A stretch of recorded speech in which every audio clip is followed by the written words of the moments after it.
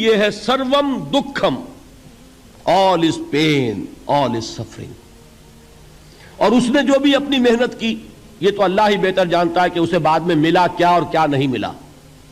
ایک بات آپ سے عرض کر دوں، گوتم بدھ کے بارے میں ایک بہت جید عالم میرے نزدیک بر صغیر پاک و ہند کے علماء میں جو اس صدی کے علماء ہیں ان میں ان کا بہت اونچا مقام ہے، مولانا مناظر احسن گیلانی رحمت اللہ علیہ. گیلان قصبہ ہے ایک بہار کا، وہاں کے رہنے والے تھے. ان کی زندگی زیادہ گزری حیدرآباد دکن میں، عثمانیہ یونیورسٹی میں استاد رہے. انہوں نے گوتم بدھ کے بارے میں یہ لکھا ہے کہ میرا یہ گمان ہے کہ وہ بھی اللہ کے نبی تھے، اور اس کی دلیل دی ہے.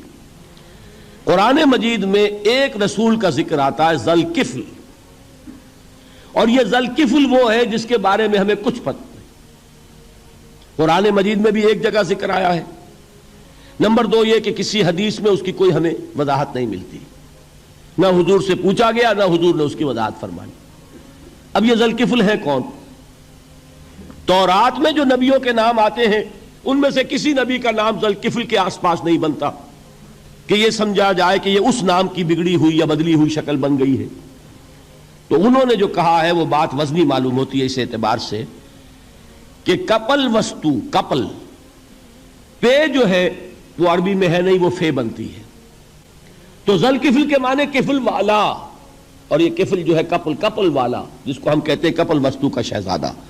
تو انہوں نے یہ کہا ہے کہ گوتم بدھ کے بارے میں یہ خیال، یہ میں عرض کر دوں کہ اس کو ہم یقین سے نہیں کہہ سکتے، یہ ان کا گمان ہے، خیال ہے، واللہ عالم کہیں گے ہم، لیکن امکان ضرور موجود ہے. قرآن کہتا ہے وَلِكُلِّ قَوْمٍ ہاد، ہم نے ہر قوم میں ہادی بھیجے. وَإِن مِّن قَرْيَةٍ إِلَّا خَلَا فِيهَا نَذِيرٌ، کوئی بستی ایسی نہیں دنیا میں جس میں کوئی نہ کوئی خبردار کرنے والا نہ آیا ہو.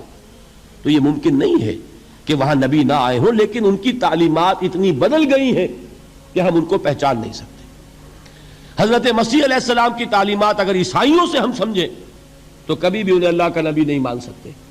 یہ تو قرآن مجید میں آ کر حضرت مسیح علیہ السلام کی اصل حقیقت ہمیں بتائی، ورنہ تو خدا کا بیٹا ثالث و ثلاثہ ان کو کیسے ہم مانتے؟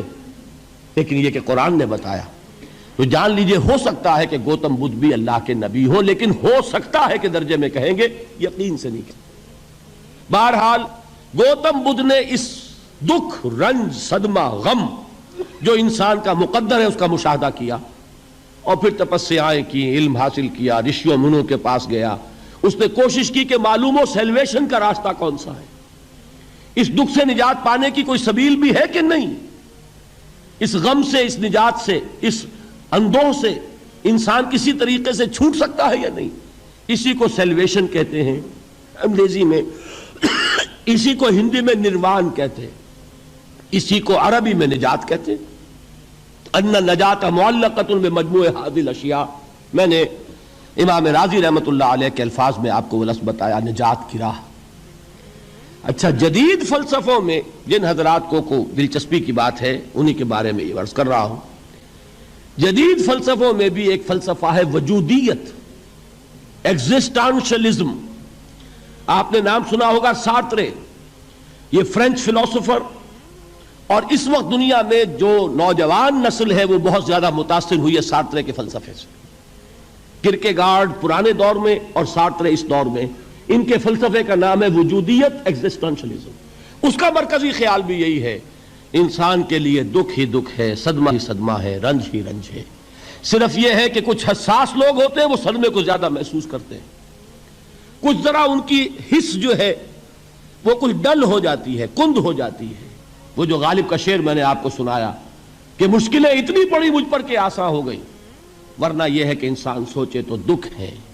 اب یہ دکھ جو ہے اس سے نجات کا کوئی راستہ بھی ہے کہ نہیں، یہ کوسچن مارک ہے جس کا جواب ہے تیسری آیت میں اِلَّا الَّذِينَ آمَنُوا وَعَمِلُوا الصَّالِحَاتِ وَتَوَاصَوْا بِالْحَقِّ وَتَوَاصَوْا بِالصَّبْرِ. جو ایک نا امیدی کی کیفیت طاری ہوتی ہے، وَالْعَصْرِ إِنَّ الْإِنسَانَ لَفِي خُسْرٍ، زمانے کی قسم ہے تمام انسان برباد ہونے والے ہیں، تباہی میں ہیں، گھاٹے میں ہیں، ٹوٹے میں ہیں.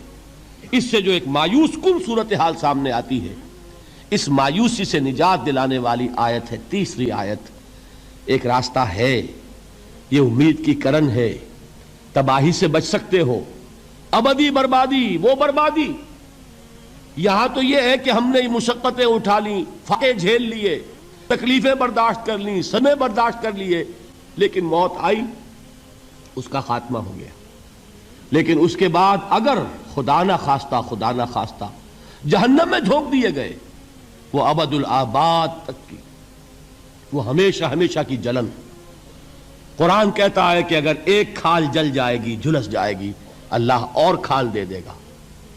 دیکھیے یہ بھی جدید دور میں آپ کو معلوم ہوگا، بورس بکائی نے جو کتاب لکھی ہے دی فرینچ سرجن، اس نے ثابت کیا ہے کہ قرآن مجید نے جتنے نیچرل فینومینا کا حوالہ دیا ہے وہ بالکل سائنس کے مطابق ہے۔ آج ہمیں یہ معلوم ہے کہ حس جو ہے وہ صرف کھال میں ہوتی ہے، کھال حساس ہوتی ہے، کھال اتر جائے نیچے جو ہے گوشت جلے گا، آپ کو تکلیف نہیں ہوگی۔ معلوم قرآن نے کہا ہے کہ جب کھالیں ان کی جھلس جائیں گی، ہم نئی کھال دے دیں گے تاکہ وہ سوزش جو ہے، وہ جلن کا احساس برقرار رہے، وہ ختم ہونے نہ پائے۔ حالانکہ اس کی ضرورت نہیں ہے، اگر اندر کا گوشت بھی حس والا ہوتا تو پھر کھال دوبارہ عطا کرنے کی ضرورت نہیں ہے، گوشت جلے گا، اس سے بھی جلن کا اور سوزش کا احساس ہو جائے گا۔ لیکن قرآن کہتا ہے کہ نہیں، کلما نضجت جلودہم بدلنا لہم جلودا غیرہا، جب ان کی کھالیں جھلس جائیں گی، جل جائیں گی، ہم ان کی کھالیں بدل دیں گے تاکہ وہ سوزش برقرار رہے۔ ثم لا يموت فیہا ولا یحیا، پھر نہ وہ اس میں جی سکے گا نہ مر سکے گا، نہ زندوں میں ہوگا نہ مردوں میں ہوگا۔ موت کو پکارے گا، کاش کہ موت آ جائے جو مجھے اس مشقت سے اور مشکل سے چھٹکارا دلا دے۔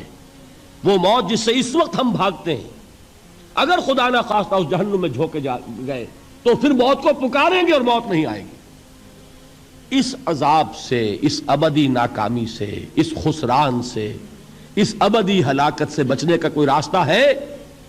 وہ جو میدان حشر میں پکاریں گے لوگ، این المفر، کوئی جائے فرار ہے، کوئی جائے پناہ ہے؟ وہ جائے فرار، وہ جائے پناہ اس دنیا میں اللہ نے ہمیں عطا فرمائی، اسی کا نام صراط مستقیم ہے۔ الا الذین آمنوا وعملوا الصالحات